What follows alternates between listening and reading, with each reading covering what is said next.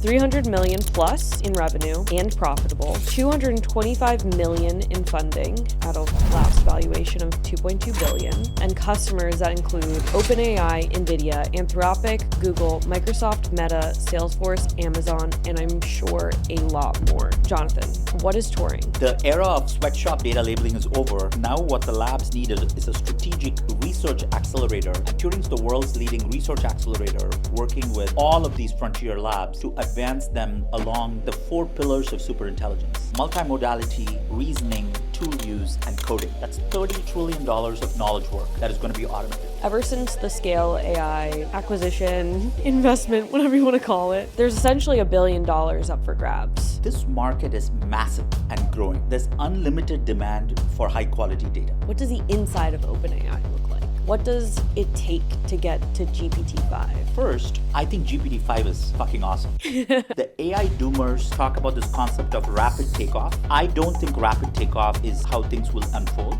We will get to ASI, and it's honestly the most important problem humanity could be working on. Because if we solve intelligence, we can solve diseases, we can solve aging, we can solve perhaps interstellar travel.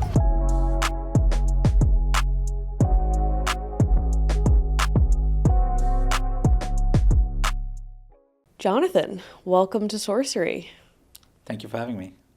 Well, we met just a few months ago in Paris at the Raise Summit. This was actually at Apoorv from Altimeter. Thank you, Apoorv.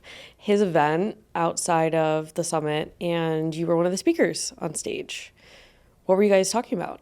We were talking about training superintelligence. The race to AGI is on, and the data needs of these models have shifted. These models need incredibly complex data for training them to get better at coding, advanced reasoning, STEM, etc. And we were chatting about how the world looks so different today than it did like a few years back. So I remembered that speech. It wasn't a speech. I remember that panel. And I was really taken back because I've heard of Scale, I've heard of Mercor, I've heard of all these different companies in the AI research space. It's definitely evolved from just where it was before with data labeling to something a little bit more advanced as AI continues to evolve. But there was one thing that I thought was quite interesting, and I didn't know this, but like the scale at which these companies are running, specifically yours. And I had tweeted this out and it kind of went viral. But I tweeted out, just got back from Raise Summit in Paris, where AI's top names like Grok, Cerebras, Eric Schmidt, Lovable, and Windsurf, this was like right before the Windsurf thing, by the way, I don't know if you remember that, all took the stage.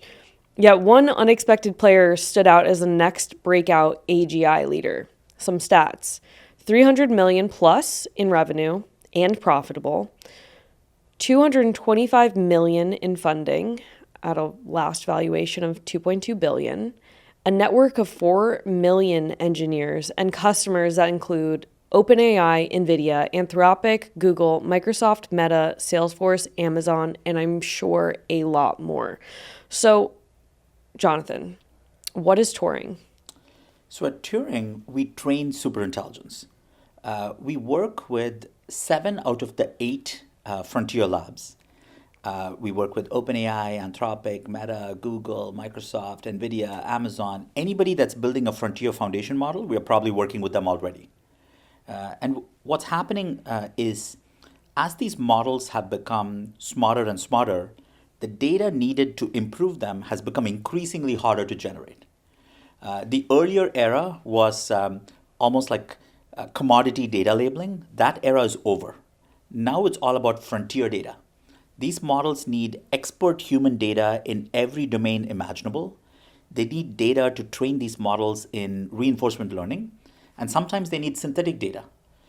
What we are doing is scaling up our data infrastructure at gigantic scale. So for these models, the cool thing is everybody's aware of all the research breakthroughs that are needed to move these models forward, and all the labs do an amazing job at advancing the research frontier. You need tons and tons of compute, and we have NVIDIA, Cerebras, Grok, like all these companies to thank for that. But they need a ginormous amount of data. And what's happened, Molly, is these models ate the internet when they were pre-trained, but the internet data is used up. It was used up like 3 years ago, right? where's the data going to come from to keep the scaling laws going? You need to have expert humans from every domain imaginable to work on a platform like Turing to break the models and figure out what type of incremental data will move them forward.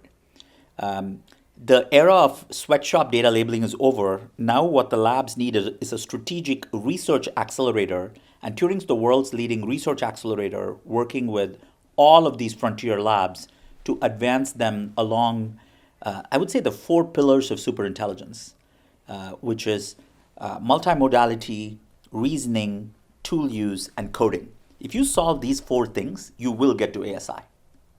What's ASI? Artificial superintelligence. I think of ASI, and different people have like different definitions, right? I mean, AGI was also very ambiguously defined. And I think of ASI as us having automated 90% of the tasks that 90% of humans do today in front of a computer, right? If you look at most types of knowledge work, like my job, your job, you're looking in front of a computer, analyzing what's on the screen, using different tools, and taking decisions. And this is the job of a CEO, it's the job of a head of engineering, a director of performance marketing, an SDR. These types of tasks are going to be automated. The only constraint, the reason this hasn't happened yet, is the data that has to improve these models hasn't gone into them yet. And we are scaling like crazy. I think of this like a four-dimensional matrix. Think of every industry you can imagine. Financial services, retail, healthcare, life sciences, that's dimension one. Next dimension, think of every function in that industry, software engineering, sales, marketing, etc. Third dimension, think of every role in the org chart in that function. Let's pick marketing. There's a CMO, there's a director of performance marketing, there's an SEO analyst. And fourth dimension, think of the workflow that a human performing that role goes through. Let's say we pick a director of performance marketing, and they have to figure out how to allocate marketing budget across different channels, solving for CAC, LTV, yield of the efficiency of the channel, scalability of the channel, etc. Right? This requires that human to do data analysis, to do A/B tests, use tools like Facebook's performance marketing dashboard, LinkedIn's performance marketing dashboard, analyze which campaigns do well, and based on that, like update the website funnel. Right? All of this is going to be automated. Right? This is like, if you look at those four-dimensional matrix, that's $30 trillion of knowledge work that is going to be automated. And these models will improve to automate all of this as long as we scale up compute and we scale up data. There is this joke among AI researchers. A researcher one says, hey, is it true that LLMs cannot reason well out of distribution? Meaning, are LLMs just interpolating based on data in the training set? How will they generalize? And researcher two says, then you bring all data into distribution. Like all of humanity's human knowledge, bring it into distribution. 7 billion humans on the planet doing all sorts of interesting things. I think most of them should be on platforms like Turing, generating data to train these models. So humans are a lot more leveraged in what they do. Sourcery is brought to you by Brex, the financial stack trusted by more than 30,000 companies, including 1 in 3 venture-backed startups in the US. Nearly 40% of startups fail because they run out of cash. Brex is literally built to help founders avoid that. Unlike traditional banks that let your money sit idle, chipping away at it with fees, Brex is designed to help you spend smarter and move faster. Their all-in-one solution combines checking, treasury, and FDIC protection into one powerful account. You can send and receive money globally at lightning speeds, get 20 times the standard FDIC coverage through their partner banks, and even high yield from day one. With same-day and even same-hour liquidity, access your funds anytime. Companies like Scale AI, DoorDash, ServiceTitan, Hims, Anthropic, Flexport, Robinhood, and Plaid trust and use Brex. Start today at brex.com/sorcery. That's BREX.com/sorcery. I kind of think that's why Nat Friedman started to translate all those scrolls. That was one of his projects. He's translating scrolls because we ran out of data, we ran out of human knowledge, and now we have to go back in time and decipher these things. So right now, there's a lot of competition in the space, and it seems like the hottest thing to look at. Ever since the Scale AI acquisition, investment, whatever you want to call it, there's essentially $1 billion up for grabs. And I want to know, between the three leaders, of which you are one of them, how do you differentiate? This market is massive and growing. There's unlimited demand for high quality data, unlimited demand, right? I see two axes that you have to be really good at to win in this market. One axis is finding really smart humans really, really fast, right? And there are a few companies that do a good job at that, Turing being one of them. There's another axis, which is you have to be at the forefront of data research. You have to know what type of data is likely to be helpful to the model for it to advance in coding, STEM, advanced reasoning, etc. Turing's great at that. We are the one company in this category that's not just good at finding people and generating data, but being proactive about figuring out what type of data these models are likely to need. And as the models getting smarter and smarter every quarter, you have to innovate on the research side too. So on that 2x2, I would say Turing's the one company up and to the right. There are plenty of companies that are good at, okay, we have a large talent network, we work with university students, or we are good at finding people. We think that's that's necessary, that's not sufficient.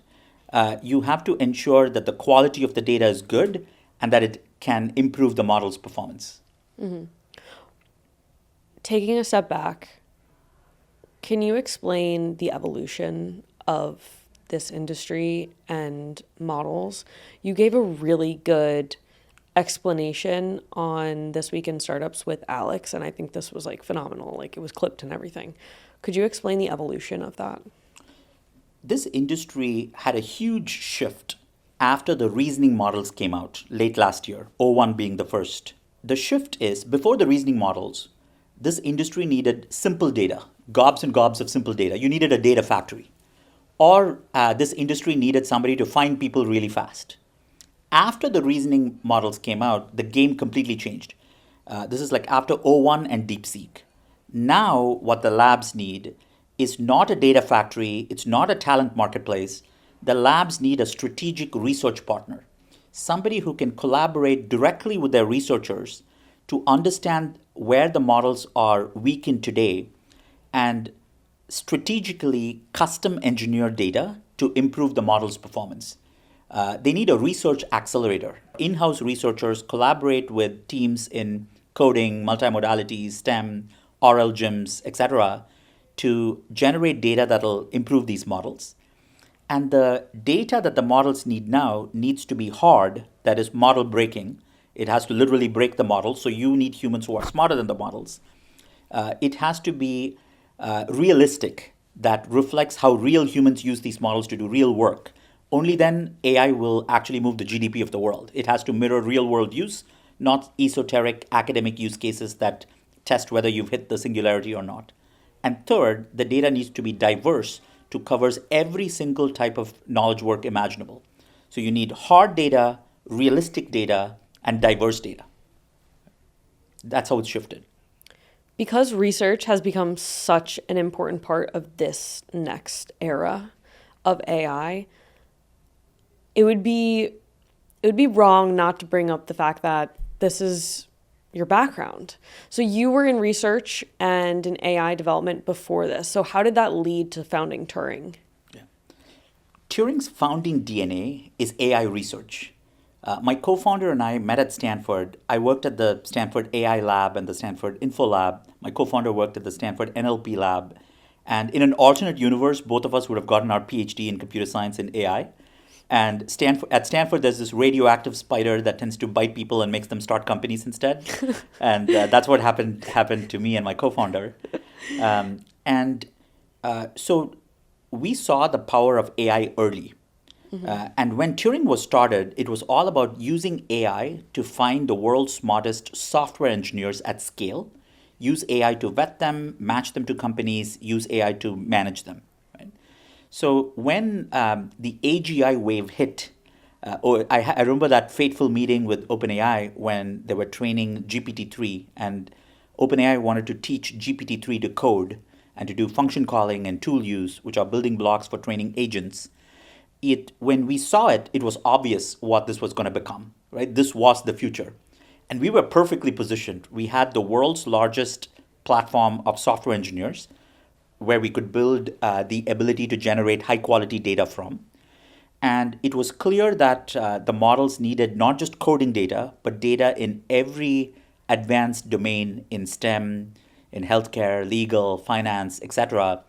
And that really helped us. The fact that our DNA was AI research, and now we are publishing papers on what type of data is most likely to help these models advance in coding, in chip design, in multimodality, and coming up with really hard evals for these models. On the research side, how are you evaluating researchers and how are you recruiting them? On the research side, our focus is on two things. Number one, ensuring that our data is the highest quality in advancing the models along the four pillars of superintelligence: multimodality, reasoning, tool use, and coding. And number two, we do research on what type of data the models might likely need in the future. That's why we were on RLGyms very, very early. We've built thousands of these reinforcement learning gyms to train agents. We were able to do that, again, because we have an internal R&D team that's constantly going to AI conferences, understanding where the frontier is, publishing papers. That's been really key. So the focus is on ensuring that the data that we generate is high quality. I think of that as Horizon 1. That's the here and now. And Horizon 2 is what type of data will these models need 3 months in the future. That's Horizon 2. And today, a lot of that work is on embodied AI and robotics and coming up with benchmarks that the models would struggle at today. Like we are creating data for coding now, for agentic coding, that would stump all of today's models and agents built on top of those models. It gives us a little bit of a sadistic pleasure in flunking all of the models today and a little bit of like demonstrating where the human intelligence frontier is. But I would give that maybe 6 months before the models climb that hill, and then we'll generate data that's even harder for the models. Could you just explain, like maybe step by step, for people that don't understand how models are created, the partners in which they work with, and then also the teams they have internally that make all these processes run? Because I don't think many people know, like, what does the inside of OpenAI look like? What does it take to get to GPT-5? What is that process? Yeah. Let me talk the general recipe of training a frontier model, right? And a frontier model is a trillion parameter model, like let's say a GPT-4 class model, like the general recipe. This is roughly what all the labs follow, right? So there are two main steps. There's pre-training and post-training. Pre-training is a form of unsupervised learning, meaning humans are not involved. It's like lots and lots of compute. In pre-training, you build what's called a base model, and all the base model knows is how to autocomplete stuff. Pre-training is done completely inside the frontier labs, and during pre-training, you feed the models a subset of the internet. It's a filtered subset of the internet.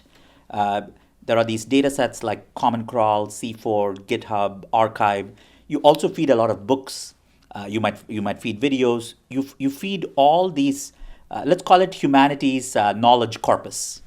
You feed it to these models. And the model is basically doing the task of language modeling, which is learning how to predict the next token, right? This is a model that just knows how to autocomplete stuff. An example of a pre-trained model is something like GPT-3.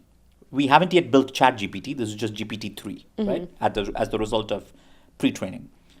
To this model, if you say something like, Molly runs Sourcery, it'll then respond by saying, Molly is interviewing Jonathan for the next episode. That's how the model will respond. It's just autocompleting. It's not an assistant yet. But the magical thing about pre-training is in the quest to autocomplete stuff, the model has learned a lot of internal representations about the world. It's like raw brain mass. It's like an artificial brain that hasn't been molded yet, but the intelligence is there, right? The next step is post-training, and OpenAI came up with this paper called Instruct GPT, which lays out this process in more detail. I encourage your readers to listen to it, to read the paper. In post-training, this is when GPT-3 becomes ChatGPT. You teach this base model to become a helpful, honest, harmless assistant. And post-training has two main steps: supervised fine-tuning and reinforcement learning. In supervised fine-tuning, you hire lots and lots of human experts to create prompts and completions that teach the model how to answer questions. The task is still language modeling. You're still predicting the next token, but you feed it question-answer pairs that could either be single turn, meaning question and answer, or multi-turn, where you're having a dialogue with the model. At this step, if you ask the model, let's say a human contractor has the question, Molly runs Sourcery, the next completion for it might be, what would you like to know about Molly? Might be an appropriate response that you teach the model to do. You teach the model how to respond, right? In the case of coding, a contractor might create a question like, hey, help me, give me some Python code to train a text classifier to detect X posts into positive sentiment, neutral sentiment, negative sentiment. And then the contractor actually writes code. And let's imagine the code had some type of exception or some type of bug. The contractor would give the model a demonstration of what the right answer is, right?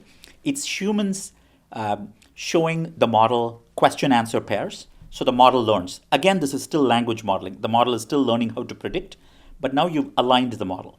If you ask the model a dangerous question, and there are these areas in the community, it's called CBRN, chemical, biological, radioactive, nuclear. There are categories of things that for safety, you might want to train the model to decline to answer, right? That gets done in this step too, this supervised fine-tuning step. The step after that is reinforcement learning with human feedback, where when the model has gotten slightly better at responses, you'd have the model output two responses, two completions, and you'd have human contractors pick what is a completion that a human tends to prefer.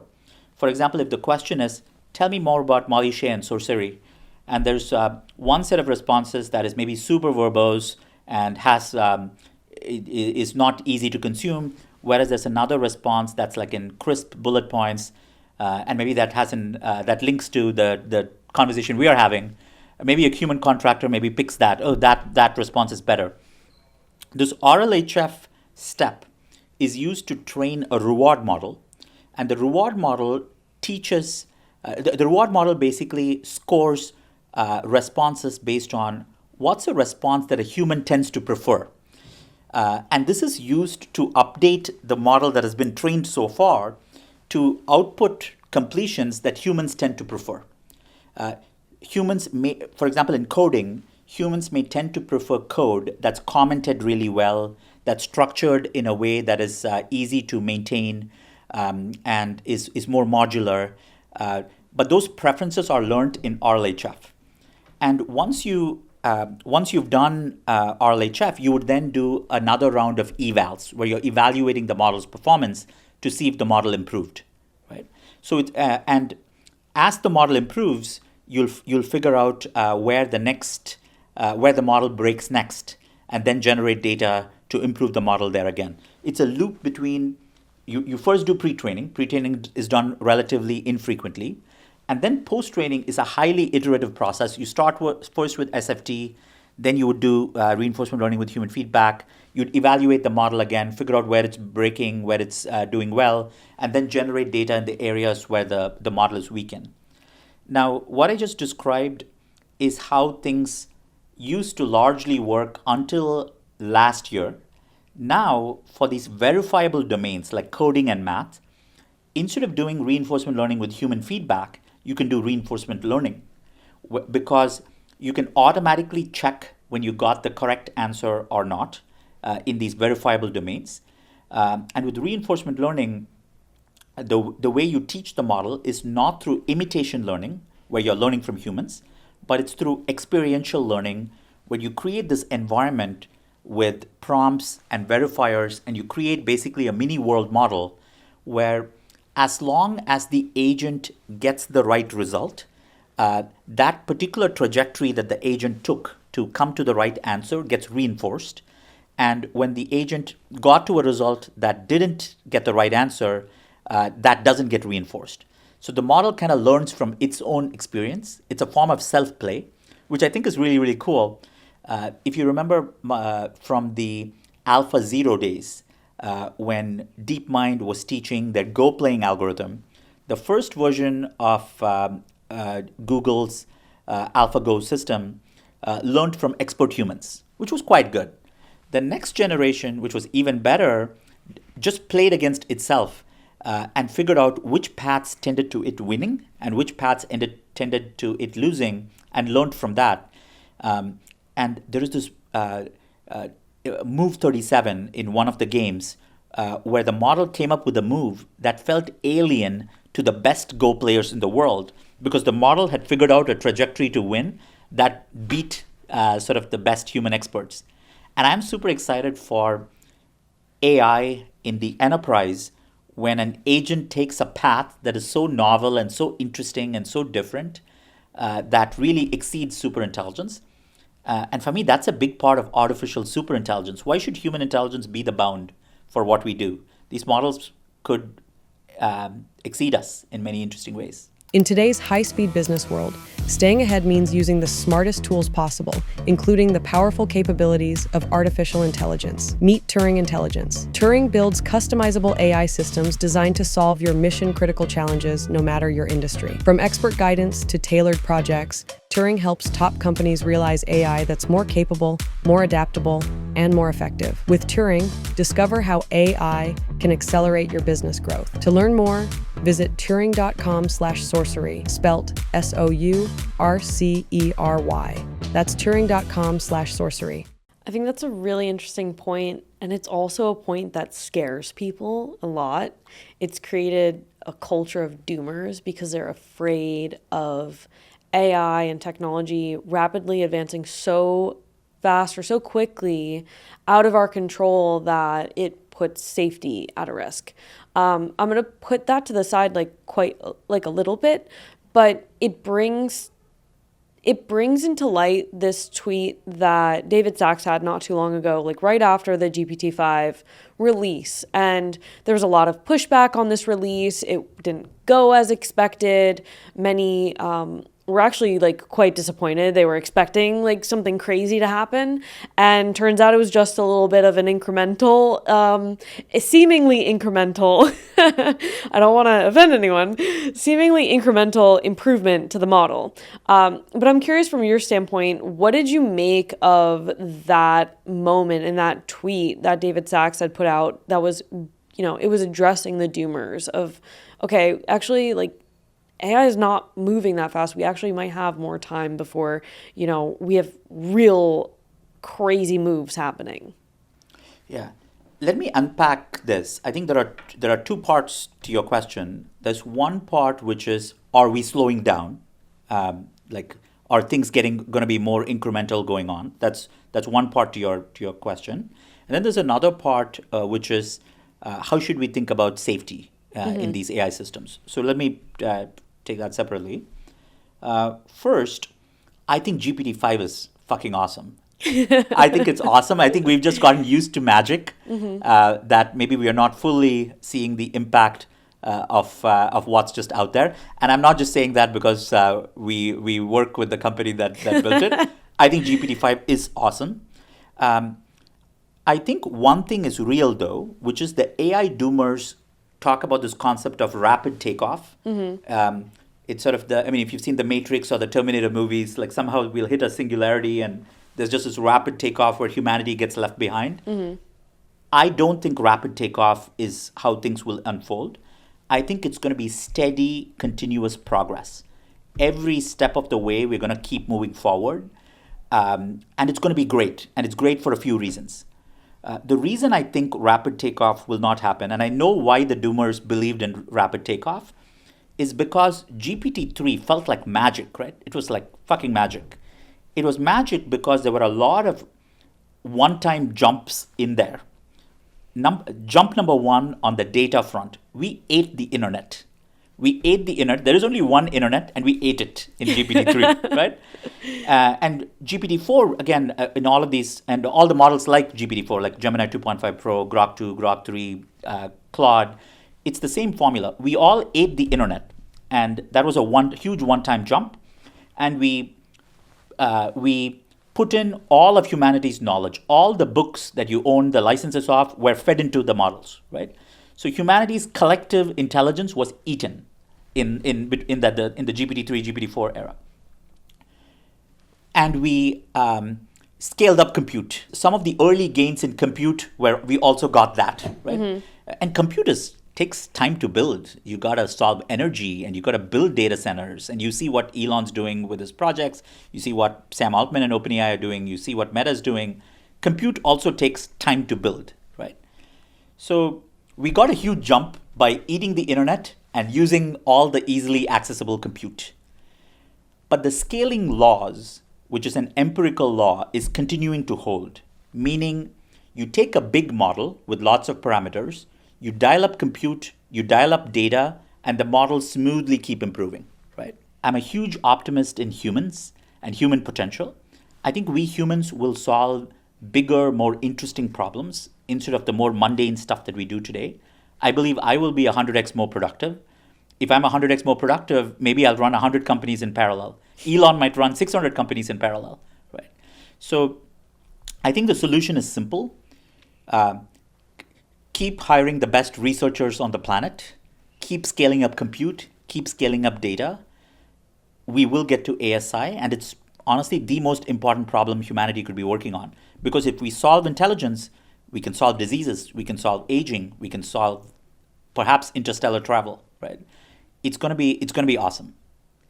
On the safety side, I think the narrative has changed a little bit. Kalshi actually has a market out on this of will models pause research for safety reasons. And this goes until 2027. And so right now it's at about 9% chance, but it was trending upwards of like 40 not too long ago. It's really shifted and it's taken a nosedive in the last like week or so. So why do you think that is? Why do you think the narrative on safety is changing? People have realized that the best way to deploy these systems is with humans in the loop. And with humans in the loop, a lot of the safety issues go away. You have to design these systems for partial autonomy. People's models, for mental models, when they think about AI, is self-driving cars. I feel like the self-driving car industry did a lot of damage to AI in one particular way, which is because with self-driving cars, 99% accuracy is not enough. That last 1% really matters. But with a lot of AI systems, if you're automating the job of an investment analyst, or if you're automating the job of a CEO or a CFO, you don't have to be 100% accurate as long as there is a human overseeing the results of the model. So I think we know how to build good safety harnesses around these systems with a human verifying the results of the model. So I think a lot of the risks, many of the risks were somewhat exaggerated. And we have good techniques to address safety in the post-training phase. You can teach the models to decline to answer questions that could be dangerous in the CBRN side of the space, chemical, biological, radioactive, nuclear. So we have some good techniques to contain the negative behaviors of these models. Safety is important, but I think it was some of the risks were over-exaggerated and they could be solved with really good engineering. I think what's the bigger risk is we don't deploy these systems quickly enough. Mm-hmm. I mean, there was that MIT study that showed how 95% of Gen AI pilots fail. I'm not surprised by that result at all. They fail because oftentimes, firstly, there is a big data gap. To solve real-world enterprise workflows, you need real-world enterprise data, and that data doesn't exist on the internet. To have that data, you have to hire people doing those workflows and train the models the right way, which is what we're doing. So there's an enterprise data gap, and there's also an enterprise expertise gap. There's a lot of first mile schlep and last mile schlep to make these systems actually work well, and there is work to do. And the bigger risk is an insurance company or a company in financial services doesn't adopt or make the best use of these models quickly enough. And if you don't do it quickly, their competitors will, and whoever does it really well will win. Okay, but how are you helping close the enterprise gap? With enterprises, the biggest gap is making sure that you are building custom models, which could be an off-the-shelf model that you take, but you fine-tune it on your proprietary data. This is what you're doing with enterprises? That's right. Okay. That's right. With enterprises, the old way of thinking was you would take this off-the-shelf model, or you give everybody access to ChatGPT or Claude and call it a day, right? That's the SaaS era thinking, right? Yeah. Plug and play. But the best enterprises know that it's not about integrating general intelligence, it's about building proprietary intelligence. You'd want to take a model, maybe built by one of the frontier labs, but you'd want to fine-tune that model on your proprietary enterprise data. Your data is your moat. And fine-tune it on your proprietary human intelligence.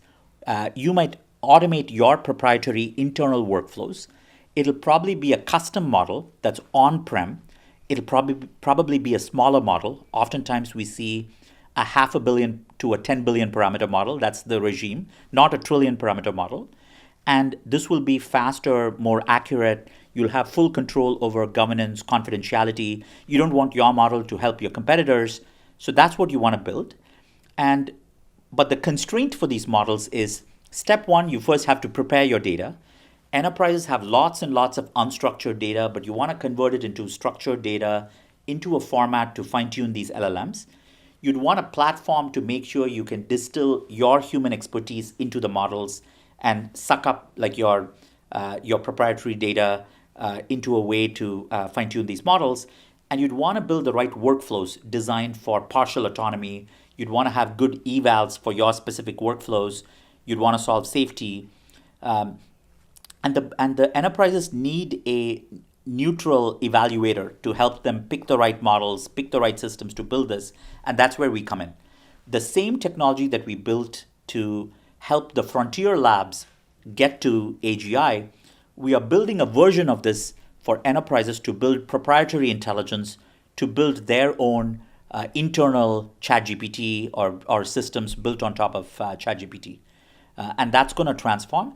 And I'm very bullish for Fortune 500 companies that have good data collection practices. As long as you at the very least maintained good unstructured data from your prior business interactions with your customers, you have an opportunity to win because your proprietary data is your moat. As long as you as long as you fine-tune LLMs based on that knowledge, and most companies have really amazing human expertise inside their organizations. They just have to transfer that expertise from those human minds into those machine minds, and that will give them an edge. It'll actually give them an edge over a startup starting from scratch. If you're Geico, as long as you do a good job, if you're Geico, Progressive, or any of these insurance companies, as long as you do a good job of fine-tuning your custom models on your underwriting data, on your claims processing data, and building systems around it to automate underwriting and claims processing, you can win. But if you don't do that, there could be an upstart AI company that starts today that does this from scratch, that has a good data collection feedback loop. That company could jump you, right? But that company will still need time to acquire that data. If you're Geico or Progressive, you have access to that data. So it's your battle to lose. But to do that, you have to act fast to make sure that you own your proprietary intelligence and you don't outsource it away. With over $300 million in revenue, I'm sure this number has changed because that was a couple months ago. But who are your customers? you can talk categorically. You don't have to tell me their names. I know some of these things are sensitive, but like, what ways in which are you helping these different industries deploy their own models? So we are working with uh, almost everybody that's building a foundation model. We are working with um, 8 out of the 9 frontier foundation labs. And now we've expanded to start to work with enterprises in financial services, in insurance, in pharma, and we are rapidly expanding into more verticals. So this is like investment banks, this is maybe private equity funds. These are like real financial institutions. That's pretty interesting. That's right. And if the job involves analyzing data and making um, relatively quantifiable decisions, like verifiable decisions, it's a great use case. And for investment banks, private wealth management firms, um, these other companies in capital markets, if the job is to like figure out good investment opportunities and you're looking to find alpha, this is AI is sort of is like it'll be an existential risk to ignore because now with this technology you can ask a question like, hey, how many times did the CEO of this public company talk about this particular topic in the last 12 months, and how has that changed, right? In the pre-LLM world, this question would have been a very sad piece of work for an intern or like some analyst to do for like many, many hours. But for LLMs, this is like nothing, right? So LLMs are really good at synthesizing gobs and gobs of information to come up with useful signal, especially if they are fine-tuned on the right data sets. So if you're an investment firm and you have a history of evaluating investment opportunities and making decisions, and maybe you decided to buy a stake in a company at a certain price, or maybe you decided to pass on a company, and you probably wrote an investment memo outlining your decisions, that's incredibly valuable data to fine-tune an LLM, right? And you own that data. That's your edge. Your data is your moat. And I think like the best firms are already doing this to help an investment analyst make better decisions faster and eventually with significantly fewer people. Sourcery is proudly sponsored by Carta. Carta is transforming the private marketplace, connecting founders, investors, and limited partners through software purpose-built for private capital. Trusted by more than 65,000 companies in over 160 countries. Carta's platform of software and services lays the groundwork so you can build, invest, and scale with confidence. Carta's fund administration platform supports over 9,000 funds and SPVs, representing nearly $185 billion in assets under management, with tools designed to enhance the strategic impact of fund CFOs. For more information, visit carta.com/sourcery. That's carta.com/SOURCERY. How do you give conviction in your investors, in outside entities, that this is sustainable, durable revenue? The whole image of Mercor, Surge, Scale AI is that this is service-based revenue and it's not long-term. And we all know the VC world, investors, they love long, sticky revenue. But how do you position this to investors, and how do you think about revenue yourself? So Turing's an interesting company in that we are a lot like NVIDIA in one sense, in that we are a picks and shovels into the AGI industry, right? As AGI continues to advance, they're going to need lots and lots of compute and lots of data. So that's going to continue to grow for the foreseeable future. I think we're still a significant distance away from automating everything. If I asked you how much of enterprise workflows have we automated today, you'd probably say next to nothing, right? If I think of a 0 to 10 point scale, on the consumer side, we are maybe at a 3. On the enterprise side, we are maybe at a 0.25 at best, right? So there's a huge market ahead that's massive and growing on the data side. So we're very excited about that. The thing that we've discovered, and this is one way in which we are different from like the traditional data labeling companies like the ones that you mentioned, is we also work with enterprises to help them take advantage of AGI. And for enterprises, they don't need just data. They need somebody to help them build end-to-end AI systems in the first mile and the last mile. I think that's going to be an even bigger market potentially that we are perfectly positioned to.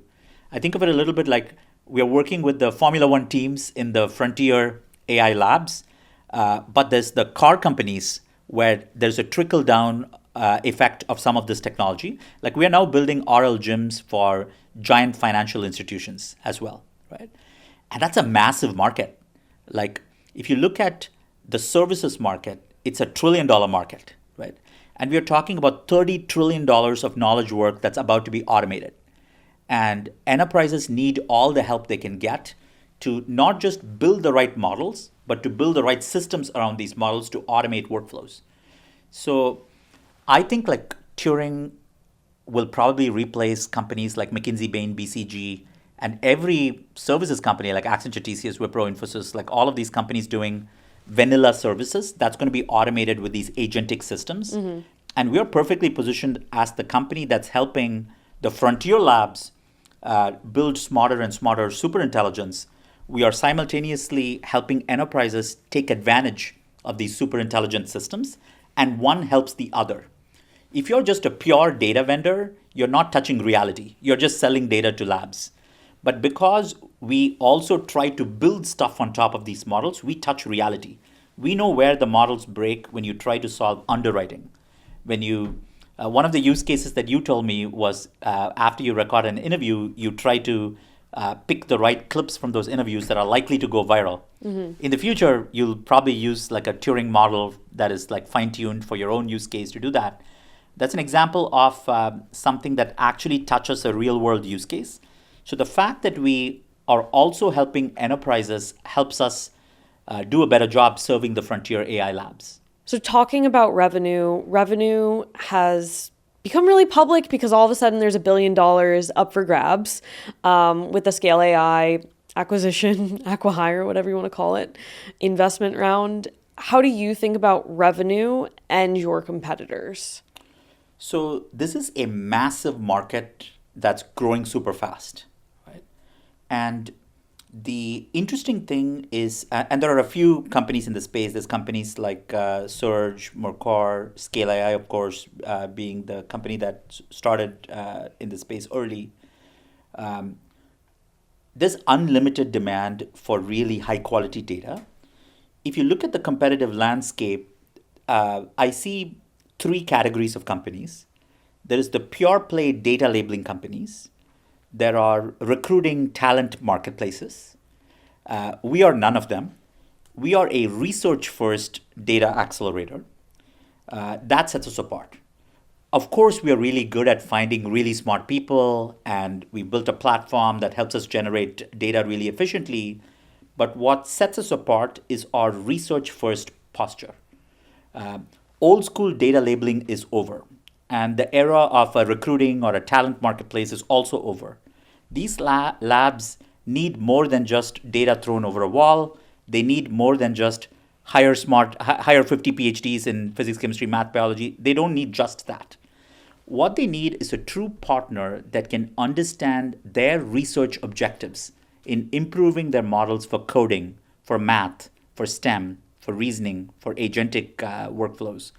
And they need a partner that can help them figure out what type of data is likely to be helpful and do things before being asked. That sets Turing apart. I would say most of the other companies in the space fall into either being a data labeler or a people finder.